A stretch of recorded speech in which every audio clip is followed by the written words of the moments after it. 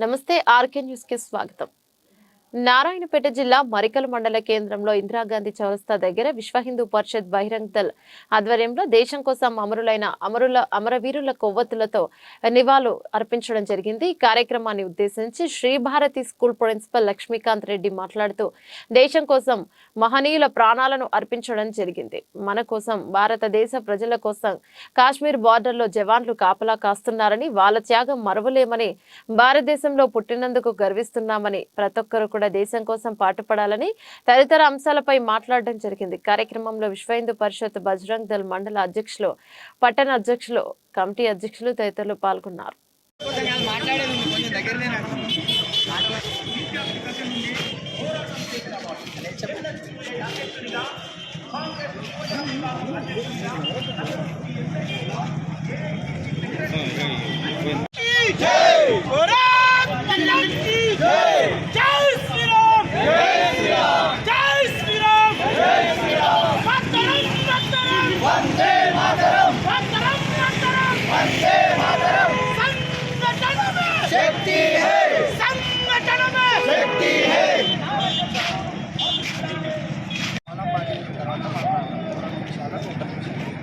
ఈరోజు విశ్వ హిందూ పరిషత్ బజరంగ్ దళ్ ఆధ్వర్యంలో మన భగత్ సింగ్, రాజ్గురు, సుఖ్దేవ్ మన దేశం కోసం చిన్న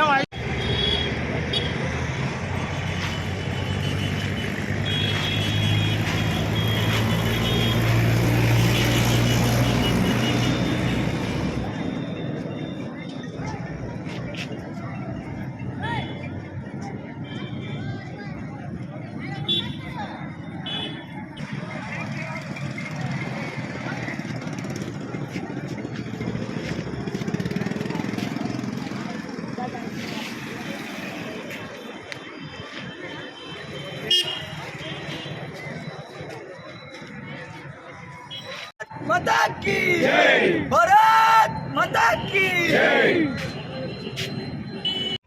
వాడి పేరు ఇట్లే స్వతంత్రం గురించి మాట్లాడుకుందామని చెప్పి కొన్ని వేల మంది ఒక దగ్గర సమావేశమయ్యారు. వాడు నేరుగా రౌండప్ చేసేసి కాల్పులు షూటింగ్ ఆర్డర్ ఇచ్చేశాడు. తుపాకీ గుళ్ళకు చనిపోయింది వందల మంది అయితే ఒకరికొకరు తొక్కుకొని చనిపోయింది వేల మంది. దాన్నే జలియన్ వాలా బాగా దురంతం అని అంటారు.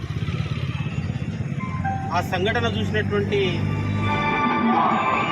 ఉద్దమ్ సింగ్ కానీ, భగత్ సింగ్ కానీ, రాజ్గురు కానీ, సుఖదేవ్ కానీ అక్కడ వాళ్ళు ఇంకా బతికే ఉన్నారు, ఇంకా వాళ్ళు చనిపోయలేరు. వాళ్ళని మనం తలుచుకొని ప్రతి వర్ధంతి కానీ, జయంతి కానీ మన కార్యక్రమాలు చేసుకోవాలి.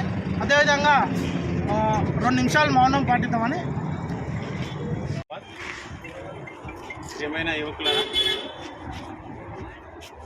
ఈరోజు భారతదేశం మనలాంటి యువతరానికి, ముఖ్యంగా మీలాంటి యువతరానికి, మాదంటే అయిపోయింది వయసు, మీలాంటి యువతరానికి స్ఫూర్తిదాయకం, ప్రేరణదాయకమైనటువంటి వ్యక్తులు ఈ దేశమాత కోసం తమ ప్రాణాలను అర్పించినటువంటి రోజు.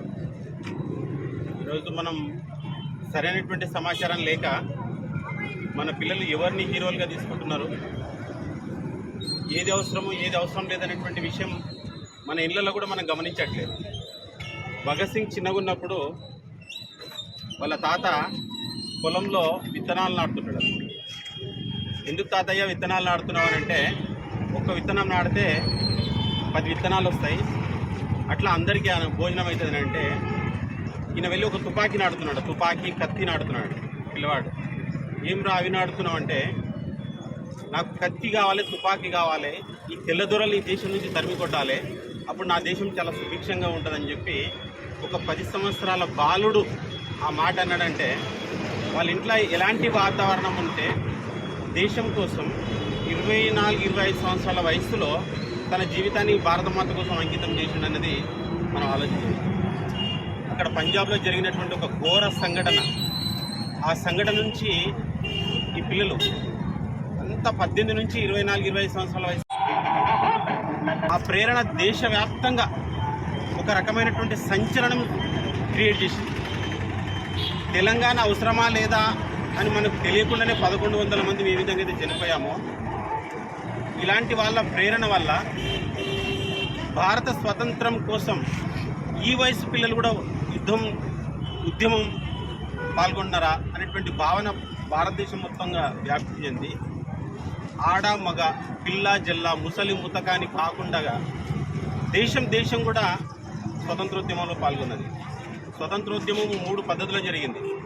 చాలామంది ఏమనుకుంటారంటే ఈ చెంప మీద కొడితే ఇంకో చెంప చూపి ఈతలు కొడితే 12 రాలినాయి, ఈతలు కొడితే ఇంకా 12, 24 మొత్తం 32 పనులు రాలలే. అట్లాంటే దోచుకోవడానికి వచ్చినటువంటి విధవలు నన్ను కొట్టి తీసుకోపో అంటే కాదు, మాటకు మాట తూటకు తూట దెబ్బకు దెబ్బ. అలాంటి భావన ఎప్పుడైతే రేకెత్తించబడిందో అప్పుడే మనకు స్వతంత్రం వచ్చింది. శాంతి కప్పతోలు ఎగిరేస్తే స్వతంత్రం రాలేదు. కానీ వాస్తవమైనటువంటి చరిత్ర మనం తెలుసుకొని మన తర్వాత తరాలకు అందించాల్సినటువంటి అవసరం మనకుంది, ఆ బాధ్యత మనకు. ఈరోజు అవసరం కోసం ఇది ఒకటి ఇక్కడ కార్యక్రమం చేసేసి బాగా ఫోటోలు వచ్చినాం పర్వాలేదు అనేటువంటి భావనతో కాకుండా ఈ ప్రేరణను, ఈ స్ఫూర్తిని మేము చదివేటప్పుడు ఇంత సమాచారం లేదు మాకు. పెద్దవాళ్ళు చెప్పింది విన్ని నేర్చుకోవడమే. ఈరోజు మీకు సోషల్ మీడియా అనేది ఒకటి అందుబాటులో ఉంది. నిజమైనటువంటి చరిత్రను ఒకసారి పరిశోధన చేయండి, పరిశీలించండి.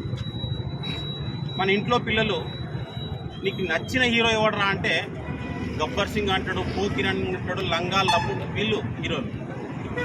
ఈ దేశం కోసం చనిపోయినటువంటి వాళ్ళు ఎవరు, ఈ జాతి కోసం స్మరించుకోదగ్గటువంటి వ్యక్తులు ఎవరు అనేటువంటి భావన, అలాంటి నిజమైన చరిత్ర మన తర్వాత తరాలకు అందించాల్సినటువంటి బాధ్యత మనందరిది. ఈరోజు ఇక్కడ ఇన్ని వేల మంది ఉన్నాం. ఈ ప్రేరణ మనకు మాత్రమే ఉంది. ఇక్కడ ఎంత ఏళ్ళ మీద లెక్కవేటటువంటిగా ఇంతమందిమే ఉన్నాం. ఈ భారతదేశంలో పరిస్థితి వాస్తవాలను మర్చిపోయేటువంటి పరిస్థితి ఎట్లా ఉందంటే, మొన్న 26 జనవరి జరిగిపోయింది, 15th ఆగస్టు జరుగుతుంది. అది ఏమనుకుంటున్నారంటే స్కూళ్ళల్లో, గవర్నమెంట్ ఆఫీసులలో స్కూల్ పిల్లల కోసము చాక్లెట్ల పండుగలు అయిపోయినాయి. అది ఏం జరిగింది, ఎన్ని సంవత్సరాల పోరాటం జరిగింది? దాదాపు 100 సంవత్సరాలు. 1857లో ప్రారంభమైనటువంటి పోరాటం 1947లో పోలిస్తే ఇంగ్లాండ్ లెక్కల ప్రకారమే ఉరితీయబడినటువంటి వాళ్ళు 24 లక్షల మంది. ఇంగ్లాండ్ వాళ్ళ రికార్డుల ప్రకారం ఉరితీసినటువంటి వాళ్ళు. నిజంగా చంపివేయబడ్డ వాళ్ళు ఎంతమంది ఉంటారు?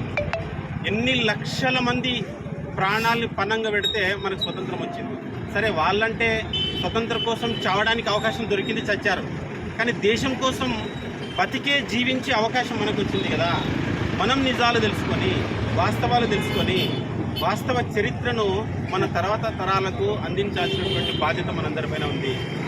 వారి ప్రేరణగా తీసుకొని ఇక నుంచి అయినా సరే మనము నిజాలు తెలుసుకొని తర్వాత తరానికి అందిస్తారని ఆశిస్తూ ఆపేస్తాను. ధన్యవాదాలు. జై హింద్.